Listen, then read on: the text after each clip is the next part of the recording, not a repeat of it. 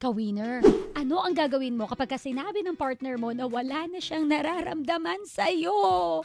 Bakit naman gano'n? Well, it's time para maimahan ang mga mema ng ating mga ka-winner sa loob ng 20 seconds. Magre-react ako kasi nga gusto ko lang. Simulan na natin. Let's go. Ang mema ni Leon Reuben, palayain hindi mo pwedeng ipilit ang sarili mo sa taong ayaw na sa'yo. Tama! Kasi una sa lahat, bakit ka makikipagsiksikan sa isang tao na hindi ka na mahal? Ay, hindi ko simulan yung oras.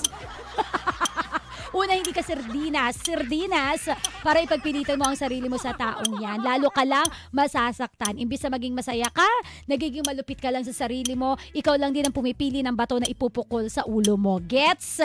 Kaya, let go. Alright? Ang mema naman ni Alonzo Jenaline. Ay, hanapin ang karayom at manika. Wala pala pakiramdam, ha? Huy!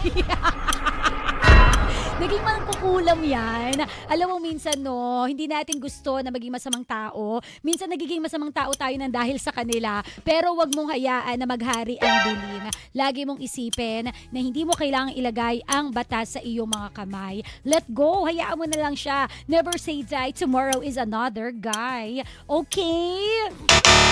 At ang mema ni Nariza, let go ko na, at least naging totoo siya bago pa niya ako lukuhin. Ganun talaga kasi nga walang forever, o diba? May forever naman. Hindi lang nga lang natin mahagilap kung nasaan. Pero ang ganda ng sinabi mo, Nariza, diba? Acceptance is the key. Ganun talaga. Maniwala na may nakalaan talaga para sa atin. Kung nasan man siya, baka ginagawa pa lang siya. Wait ka lang.